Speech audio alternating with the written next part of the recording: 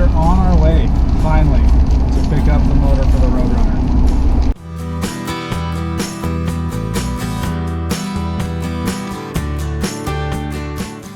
The Eagle has landed. I have a truck full of engine parts. And now we're fighting some 4 o'clock traffic on the way back home, but the hard part's over. It's been paid for. Currently doing 10 miles an hour.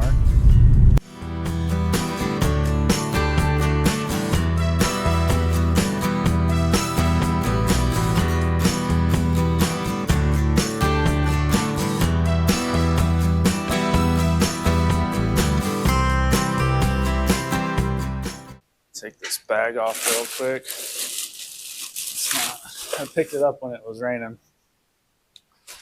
And although I do have a cover on my truck, we double bagged it for protection. I'm gonna keep this Moroso bag. I bought one of these. Oh, Engine Pro. They're like 18 bucks. Didn't know it was gonna come with one.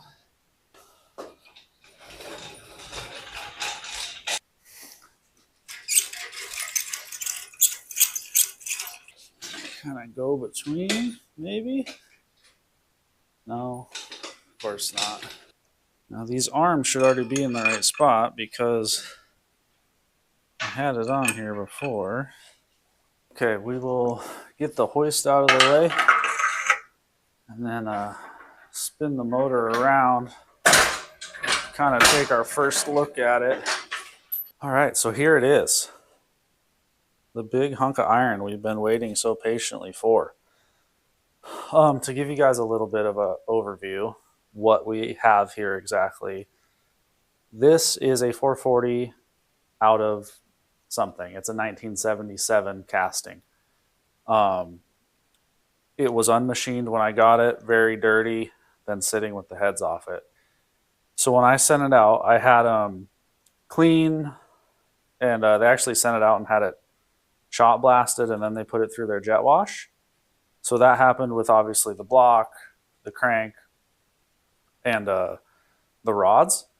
Then I had everything Magnaflux and inspected, new cam bearings, new core plugs, line honed the mains for studs, went 30 over on the bore, decked it so the piston should be about 15 thou in the hole, and then balanced everything.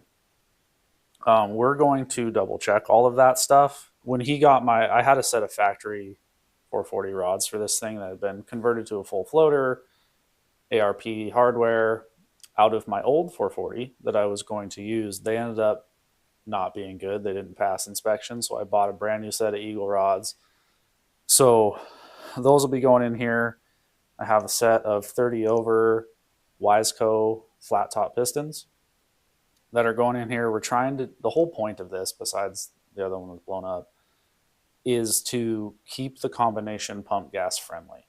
It wasn't before, and that's why the car never got driven, because you couldn't put fuel in it at a fuel station. So you had to plan your trip, and you could like go to dinner if the restaurant was close, but you had to fuel it at home out of the barrel.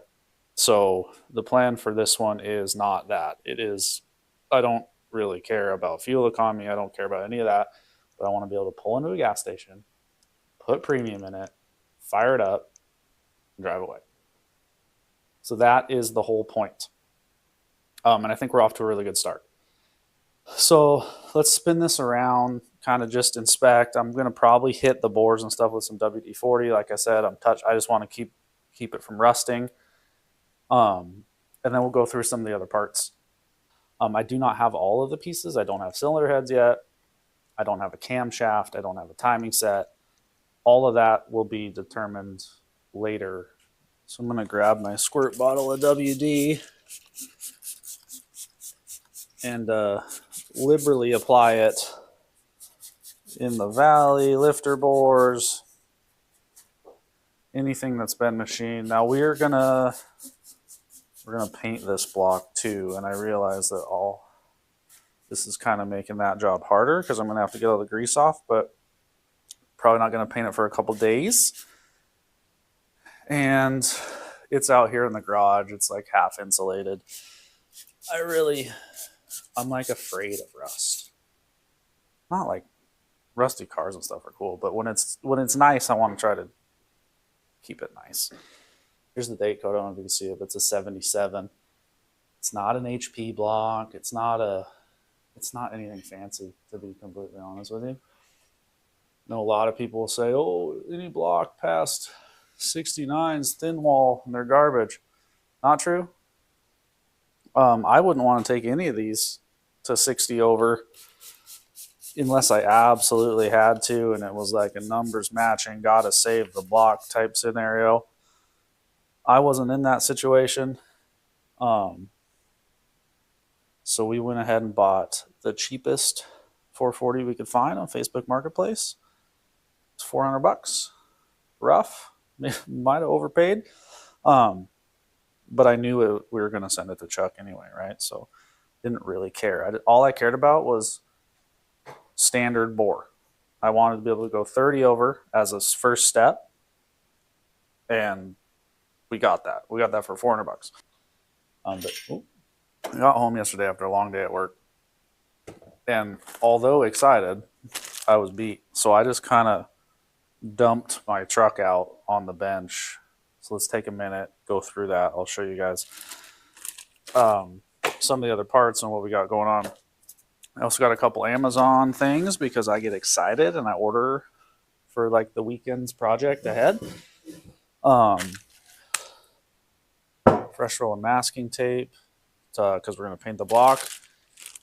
These are very long, like bottle brushes. Believe it or not, actually for a CPAP machine to clean the tube, I guess. I don't have one. I don't know how they work, but these are perfect, like water jacket size. And this one with the handle, it's not as long. I'm a little bit nervous because they shot blasted it, that there's a piece of shot in there still. They assured me there wasn't. But I don't feel like trusting them on that particular item. So I'm going to run a brush through everything and just make sure that I don't spend all this time and money putting this thing together and then have a little piece of debris in there that ruins all of the hard work.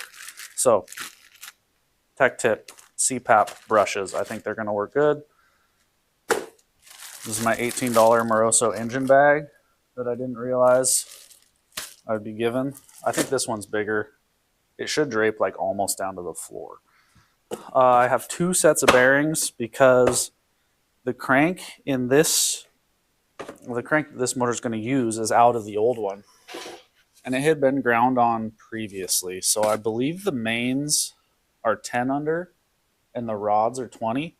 I could have that backwards, but I was nervous about set and clearance. On a factory crank or factory size, you have a lot more options. They can grind it or polish it a little bit. If your clearance is tight, they can get a 1 over or an extra oil clearance bearing. There's a lot of wiggle room when you're factory spec. When it's already been cut, especially that 20s like as much as I would ever probably want to go. I think common knowledge is 30s like your limit. They don't make a 21 under or a 19, they got 10s and 20s. The rest of it you got to get with either tolerance of the bearing package itself, or if it's at a machine shop, you can get a little bit with housing bore if you get creative in your honing. So I bought 2 sets because I didn't want them to call me and be like, hey, we can't get your clearance right. It's too tight or it's too loose. I wanted to at least take 2 shots at it before I had to drive back there. Long story short, these Kings were not chosen. They're too tight, I think. In my experience, King bearings are a good bearing, but they always measure a little tighter than the math says that they're going to, at least in my experience. I put them in 2 motors so far. One's a 4-cylinder, one's an LS. Touch tight both times. So this motor is actually getting the old standby, the Clevite P series. These were so much cheaper than the Kings. And hindsight, obviously, is 2020. I didn't need to buy this. This is like $600 worth of bearings that now have been opened and can't be returned to Summit. So I'm just going to put them on the shelf. These are the bearings for the build. Told you earlier that I had to buy a set of rods. So I bought good ones. These are an Eagle H-beam, full floater, 7/16 ARP hardware. The website says they're rated to 850. We're not going to be there unless we maybe hit her with a little bit of giggle gas or something. Toolbox stickers. So those can just live in this box until we're ready to hang pistons on them. This box is technically old parts, but reusing. This is a crank bolt. We're not going to reuse that. So be in the not reused pile. Oil pump drive gear. I had to supply this because when they shot blasted it, they took the bushing out and they had to fit a new bushing. So this is being reused with a brand new bushing. Mopars are a little different. The distributor doesn't have the gear on it. This intermediate shaft slides in a bushing down in the block. The distributor actually drives this slot right here. This meshes with your camshaft. This hex end drives your oil pump. So that should be all set up and ready to go for us. This giant box here is from Wise Co. Comes with rings and pins and everything you'll need. But like I was saying, I went with a flat top with a valve relief. These end up being a -4 cc. And you can see at the shop, they wrote the weight on all these. So let's see how close they are. 663, 663, 663. Wow. They are, I don't know if they ground on these or if they really were just that good, but they are the same. All 8 of them. We got to hang all these and then file fit the rings. So those are obviously a keep. So as a little show and tell, these are the pistons that came out of it. Not this one, obviously, the old block. So this is a Ross forged piston with a bunch of dome. I think it's like a plus 14. That old motor was approaching 14 to 1. I think it was 13 and change static. But I don't know if you can see that, but it went through some trauma. This was from the hole with the cracked cylinder. And this is what the valve for that hole looked like. And take a minute to stay organized and put some of these parts over on the shelf of parts that you have but will probably never use. There's a bunch of cool stuff over here, including a stack of King bearings for various applications. Like I say, in my experience, the Kings run small or tight. I don't want to tell you what to do, but I would just buy the extra oil clearance one from the start, especially if you think you're going to be close. Otherwise, you're buying 2 sets. And then you're like me and got a wall of them. Raining like crazy. I don't know if you can hear that. I'm supposed to barbecue tonight. It's going to need a wetsuit. I'm just taking my light here and looking down in some of the water passages just to see if I could see any like debris from shot blast. It's so shiny. It's just blinding back at me. Does this have a lower? Okay, there we go. I think it would be smart to chase all these threads. They may have, I gotta look at my receipt. They may have done that. And just try to clean out some of these passages. Do I have a better light? This is probably not a better light, but it's better for this application. And check this out. Whoop, magnet. Yeah, I mean, it looks like it probably had straight water in it at one point. I don't see any chunks of blasting media, which is really, really good news because these can be a nightmare to clean out. Let's give this thing another spin. Coming at you, watch out.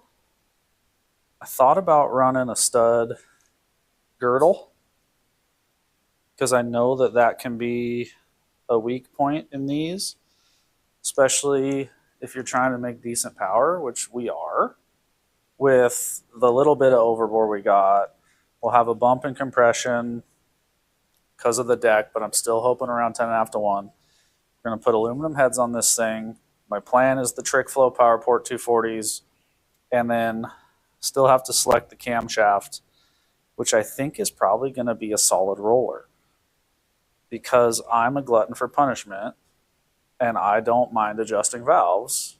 So there's a couple goals in mind, and some of them are conflicting. What is that noise? I don't like that things are like ringing. What is that? What is going on? Imagine if this thing just fell. Okay, now I don't hear it. Is it the stand? We'll just take her for a little spin.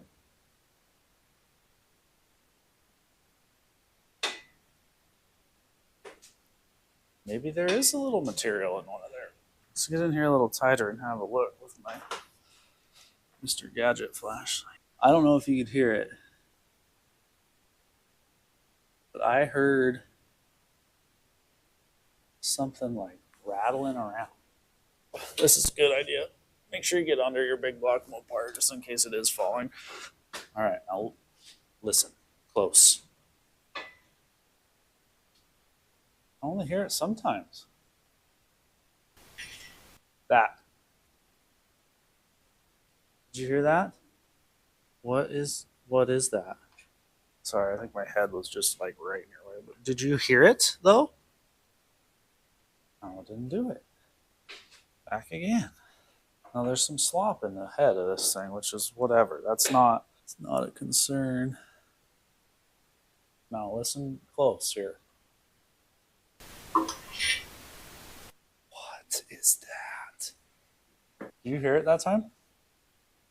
It's like there's a chunk of something metallic making noise when it comes like to this position. You would think like it would go to the low side.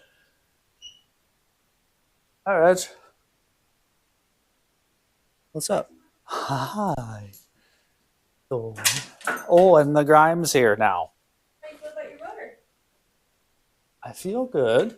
But I hear a weird noise when I spin it over, like there's a freaking piece of metal in it somewhere. Listen close. Ready? Doesn't do it every time. That. No. And I don't fucking know where it's at. well, you should be calling Chuck. I gotta find it. Can you say that you don't really like The shot blast. I did say that. But it's like they dropped. What the hell is that? It sounds like it's kind of happening at a weird time. It's like it's fine here, and then you get to like 45 to 90, and it rings. I'm not going to be able to tell, but Well, it's just careful. I put some WD-40. hey, boys, don't eat that. It's not like that, No, I and mean, it's not this thing, right? no, that thing isn't the tightest in the world, but it. I just don't know where. I guess it could be. Can I have that faucet? That's fine. What happened to the one I bought you for Christmas? That is the one you bought me for Christmas. What about the one that had like the little? Pull it out. legs? Yeah, see? Go gadget. Try not to. That? You can do that. Just make sure there's no like grid on it. Although, There's a chunk of something in here. what? Did you find it? I don't know, but there's it looks like Let me have a look. nastiness. Let me have a look. You gotta look at it from this angle. Okay. It's on this side. I don't think we need all this length. In the top here? Top over here. Yeah, I see that. I don't think it's that. That doesn't look like it's moving. Let me keep. Let me poke it though. Me and Daddy are doing. Are you gonna walk away and take my light? Yeah. This light's too much. It's too much. There you go. The noise sounds similar, but that's part of the. Okay. Huh. It does look gross though. Well, that's where your coolant goes. Do you have like a little scope? I do. It might be in the other shop. 4. Those are chemicals, and you'll be sick puppy. Bought a brush to clean that stuff out. It's not little. It's like 6 feet long. Did you find one? You got a Yeah, there's something behind this. Here, I can't tell if it's a weld or not. You got a German Shepherd behind you. Look at there's something. Does it look like grease It's almost? like, you know how there's like this thing right here? This right here? See that? Rust? No, but this thing behind this. Yeah. Okay, it's like behind that. Let's have a look. We'll have a look. Oh, that's from the core plug. That's okay. All right. See this? You're seeing this plug. It sounds like it's on this side to me. Okay, well, spin it again. Okay. You want me to spin it your way or away from you? I want to hear it again. Yeah, give her a twist. I'll give it a twist. But is this what couples do on Friday nights? Some of Have them. some wine? Nope. It literally sounds It's like bad. Whatever it is. It's big. Okay. And it's got to be down here. Here's the thing. We feel strong? Well, give me the full details of what you want me to do. I'm going to lay under here, and if it falls on me, I need you to lift it off quickly. I can do that. Don't move it. Oh, I thought you wanted me to move No. I just think if... we're going to have to wash this coat, by the way. I'm it. laying Oh, yeah. WD. My only other thought is these bores here are the lifter bores. Remember we took that other motor apart? Yeah. Put the lifters in it? Yeah. They're fed with oil all the way through, and the plug in the back is how they're capped. So I could take Plug in the back. right back here. So there's 2 little pipe plugs with like white Yeah. goop on them. Yeah. I could take them out. It really does sound like it's in the It sounds casing. I don't know. What would you call that? the Bell like housing? I don't know. what no, that's like the block, like Yeah, the like- water. It's called a water jacket. called. Okay. It sounds like it's in the water jacket. Let me send it. I couldn't agree more. It is right here. You think it's in the top, or is it right here? Nobody knows. Sounds That's the. louder up here. Like, Did I blow this side out already? I don't remember. It's got junk all over it. I see it. What? Where? It's right there. Oh, I see it too. It's the old core plug. Hold on, let me put it on camera. Look at my tweezers. It's not going to come out that hole. I don't know how to get it out yet. How did we miss that the first time? Well, the air might have moved it just to the right spot. Well, how could that have moved it to the right spot? How did we miss that? Because these are all connected. I blew air through all this. Well, I want to see if they could see it. Did we? I don't think so. There's a core plug in there. And I don't know how to get it out. I'm gonna lose it again. Yeah, leave her in that config. What's that made out of? Just steel? So there's no way to like bend it and get it out. Probably not. The dogs. We got a dog fight. Where'd you put the bendy screwdriver flashlight thingamajig? Now, hold on. Now. See, it's funny because now you can't, without that light on it, you can't really see it. Do you think it would come out if you pulled that plug? No. What happened is... no. I don't think so. I had them put new ones in. So they probably knocked one in on accident and didn't fish it out before they put a new one in behind it. So I think the only hole that thing's coming out of is this hole. And you can't get those out. You can, but You shouldn't. they're You one-time use, basically. I'd want a new one. So then you need to call him. I do. You want me to call him? I'm super good at this. No, He's but not there today anyway. he's not there today, but I'll call him on Monday. He doesn't text, right? No. He doesn't even take credit cards. Oh, right. I want to do a couple things here. I want to wipe this off because there's grit all over it from a blow down. I found it. You didn't. I helped. You helped, but you didn't locate it. I did. That's one of the bigger holes, so it's not like you blow it out and get it. I don't think so. I don't think it's coming out. And the only hole that's coming out is the one it went in. It went in. I need to try. I really don't want to put this in there to this guy. fuzzles on it. Oh, because you want to magnetize it? Well, it should be magnetic. I think it's steel. It's bigger than the hole. You could get it to the hole. I don't want to get it to the hole. Well, that's what I this want is to see going if to do. it'll bend. Give me some light. Give me backup light. Again, don't have the fire. Oh, I found it. I don't know how to do this. Just turn it on. I guess that would help. You can't cut it because you don't want stuff Not inside in there. And like all of this is really flat and really perfect, and it really needs to stay that way. And this is the cam tunnel, so it's not coming out there because that's not a. Those holes don't meet. It has to get around this cylinder because these water flows around the cylinder too. So that's like there's space, right, and it has to come out this hole or any of these, but there's no plugs on this side. It's got to come out over here. Good morning. So a little bit of change of plans here since we found a old core plug stuck in the water jacket in the block yesterday.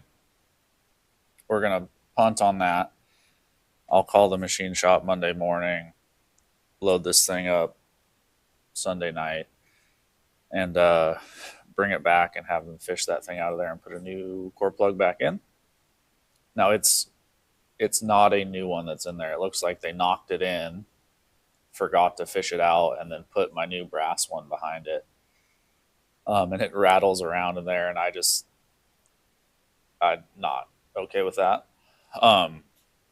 So the block is on hold. We were gonna clean it up, paint it, start assembly today, but we can't do that now because it's gotta go back. So what we're gonna do instead is start assembling all 8 of our rods and pistons. So I have the block right side up again behind me. We're gonna make sure that everything goes in the right orientation. Valve reliefs up, big chamfer on the rod facing the crank journal, and then the flat side goes rod to rod just like normal. So we're going to spend the next couple hours fighting with these spiral locks and getting these pistons hung on these new rods, and then at least that part will be done. And when I get the block back for the second time, which is hopefully, I mean, it can't take them too long, I wouldn't think. So hopefully next week, middle of next week, then I can go ahead and like set the crank in it and just start assembling. This stuff has to be done anyway. Instead of sitting around and waiting, again, we'll work on what we can work on and go from there. So I'm gonna start. We got 8 to do. It will be a miracle if I don't send at least one of these flying across the garage. Helps if you stretch them out a little bit. And you kind of like walk them in there. All right, there's one. Each side takes 2, of course. Oh, that's part of my glove. I will get a pin. Tell you what, got a lot of fresh toolbox stickers that I won't actually put on my toolbox because I got it from my dad and it's pristine. But I've got a couple old street signs that I definitely didn't steal that I put all the stickers on that I get. So we will now lube up the pin a bit. Stuff is so stringy. But that's kind of why I like it, because it really hangs on for a long time. Due to how long it normally takes me to finish one of these, I like that this Ultra Slick doesn't run. So it's there when I finally do go to start it. Pin started. This started. Put a little more in here. Let's work it back and forth. Okay, so I've put a dot on the front of the rod and an arrow on the front of the piston. So this whole thing is going to go in that way. The big chamfer will be facing the crank journal radius. And then obviously the flat sides of the rod butt together. Do one more on this side, and then number 1 is complete. And we are 1/8 of the way done.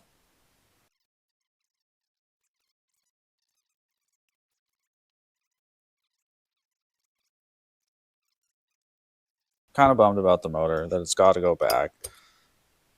The shop isn't that close to my house, and like just more time, right?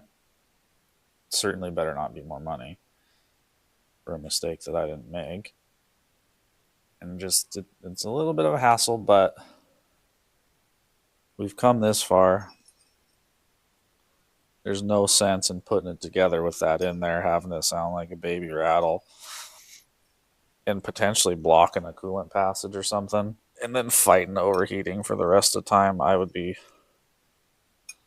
more sad about that. So this build is gonna end up being a multi-part deal for a couple of reasons. The biggest one is financial. I don't have all the parts yet, and I'm not in a spot where I can just order everything and have it sitting here. So I guess I could start filing rings too. That's always fun.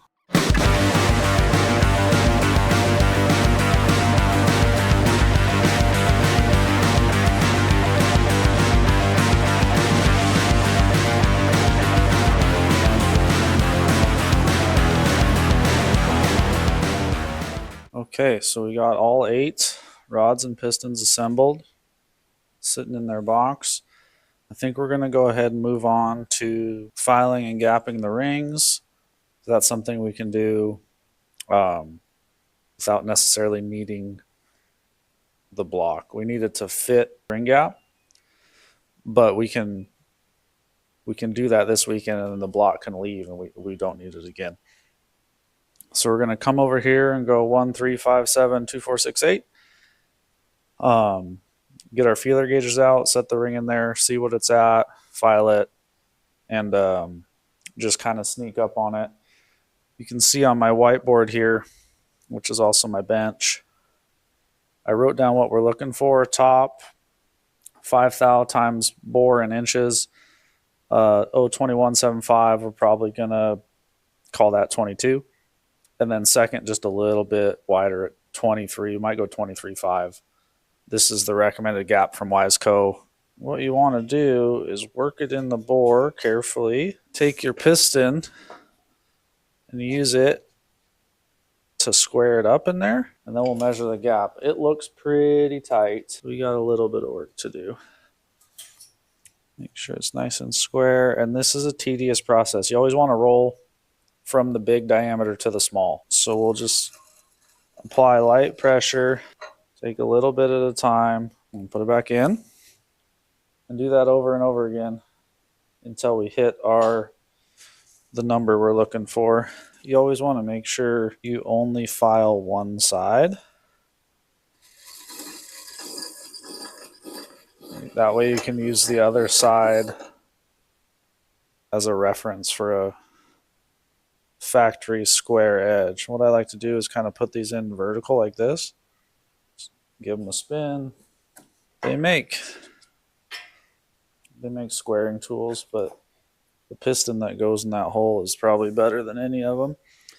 Then you take your feeler gauge, you find your gap, and you just go a little bit at a time until it's a perfect fit.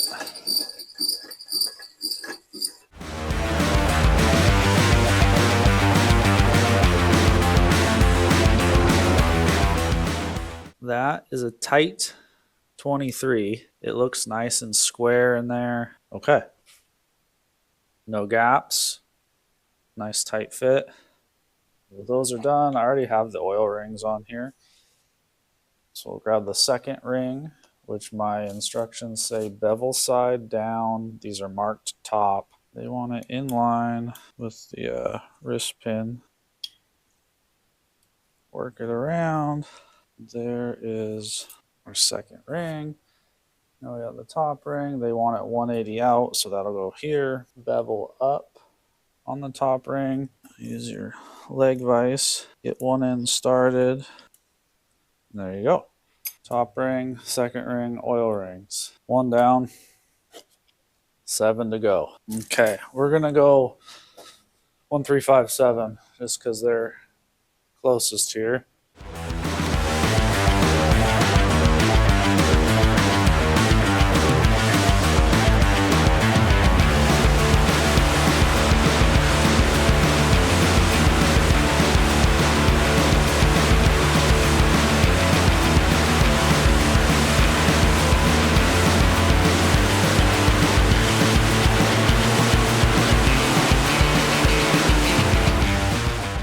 think that's it for this episode of TYGR's Garage. We have all 8 rod and piston assemblies assembled. We have all 16 rings gapped.